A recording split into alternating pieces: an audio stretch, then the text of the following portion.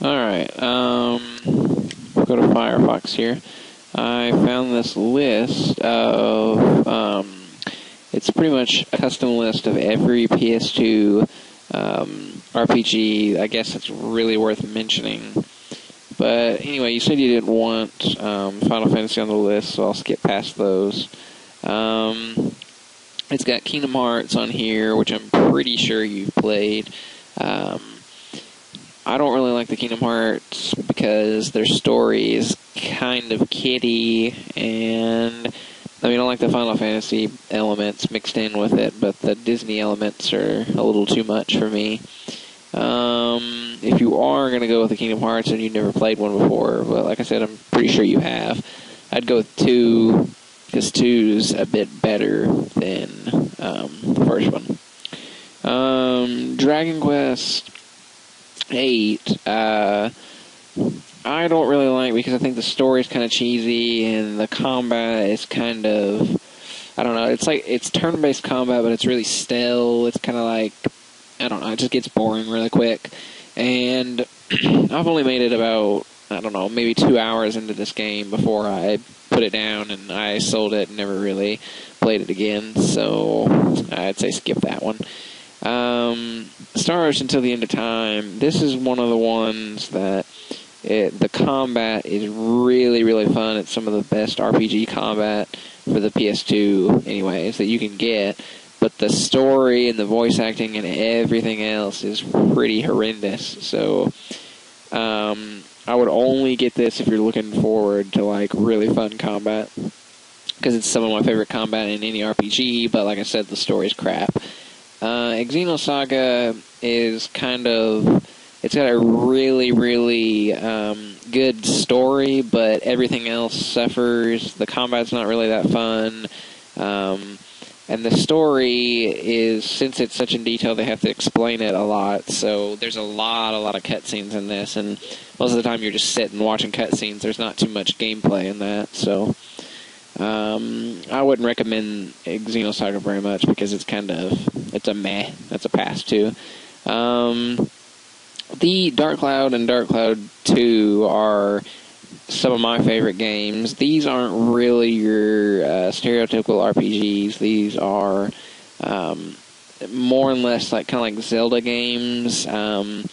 You explore dungeons and you build towns, which is kind of a lot different from any other RPG on this list. I really like Dark Cloud 2. It's one of my favorite RPGs just because it is different. But if you don't like hack and slash and exploring dungeons and stuff, then you probably won't like this game. If you were going to go for a Dark Cloud, then I would probably go with Dark Cloud 2 because it improves upon everything from the first one. Like, the first one doesn't have voice acting to a certain extent, and the second one's just all around better. Just a guy that's kind of like a tactical role-playing RPG, and it's divided into kind of like chapters. It's not really focused on the story too much. It's mainly focused on the humor, and it is really funny, and the combat system is really addicting too, but it has kind of like a steep learning curve to it, and if you're not willing to, want to learn how this really complicated battle system works, then I wouldn't recommend going for this, but I really like it. Baldur's Gate is kind of a, I don't know, dungeon crawler. It's got kind of like a MMO combat style to it. I never really played it, never really liked it. Here's another Xenosaga. I've never played anything past the first one, so to all I know, it might get better. Don't know why X-Men Legends is on there. Shadow Hearts Covenant. I'm pretty sure that the game that you said that my brother got me was Shadow Hearts A New World. And that's the one that you bought off me. I haven't played anything besides A New World, so for all I know, this may be good. I'm pretty sure this got okay reviews, so that might be a game to check out. Suikoden is kind of one of those series in the RPG world that has kind of been up to you whether you like it. Most of the games have decent stories, but the games are flawed. A lot of them are. They have like okay combat or really good combat, depending on which one you want. I don't really like Suikoden 3 because you have to play as like 3 different characters, and it's split into like each different story, and I don't know. Just not a big fan. Wild Arms is kind of like a Western RPG. Most all of them have Western themes, and since I am not really big on Westerns or anything back in the olden days, I'm kind of on that. Combat is weird in this one too. It's based on like elements, kind of like Persona. It's not very good, I don't think. Champions of Norath is one of my favorite dungeon crawlers or hack and slash type games. It's way more fun if you play it with a person. I would not recommend it playing it by yourself because it's really kind of boring. Desagaia 2, like I said, this is kind of the same thing as the first one. It's tactical, and you're going to be playing as it's kind of like a demon lord, and I mean it's more aimed towards humor than anything else. So if you're going to get any of the Desagaias, I'd probably go with the first one. This is another Shadow Hearts game. Like I said, never played that. This is my favorite Suikoden right here. This is one of the Suikodens that does everything right, and this is my, like, probably second favorite RPG of, like, all time. So I recommend checking that out. X-Men Legends 2, This is a horrendous Suikoden. I would not even just pass this. Pass this at all costs. It's a horrible game. Never played Phantom Brave. It's made by the same people that make Desagaia, so it's pretty much the same thing. Tactical role-playing game. I've heard that the story is really good in this, but I'm not sure about anything else. I've never played Rogue Galaxy myself. I have a friend who really likes it. I can't really say much about that one. Odin Sphere is a bit different. It's like a 2D RPG, and I don't know, it's kind of a tactical role-playing game, but at the same time, its story is supposed to be really unique, but again, I've never played it, so I'm not can't really say anything about it. Shin Megami Tensei Nocturne. This is the same series as Persona. It's made by Atlas, and I've never played it because it's really rare and it's really expensive to get online. I think it's like close to $50 to get online, but apparently it is really good. And since I like Persona, I'd probably recommend this. I've never been too much on the Valkyrie profile games at all because the voice acting is kind of crappy and the combat system is really different.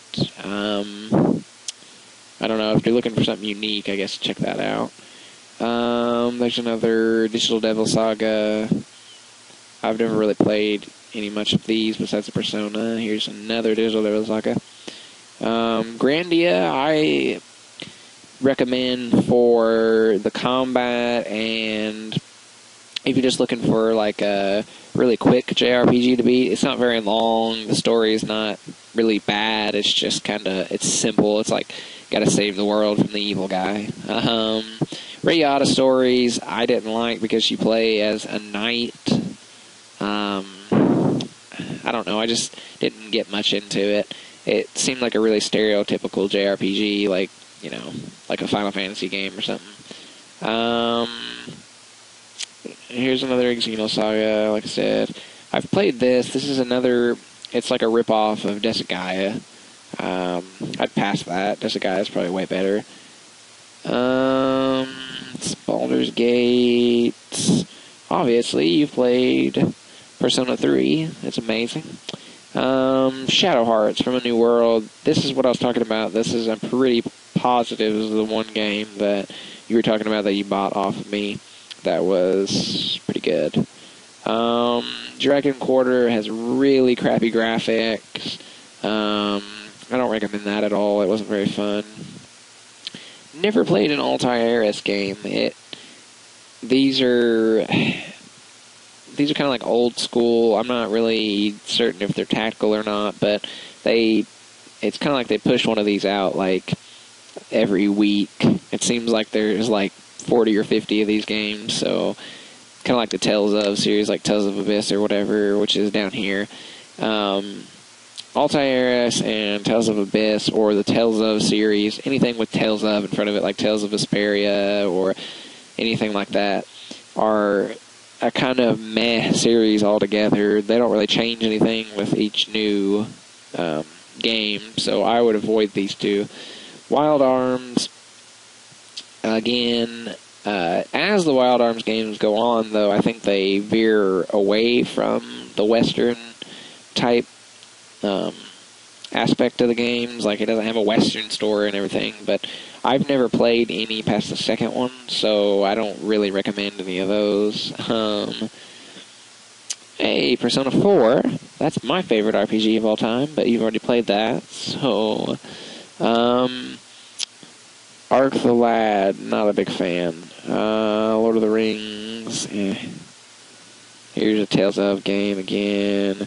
Never played Unlimited Saga. This is one of those that I have no say on. Might want to try that out or look up reviews of it.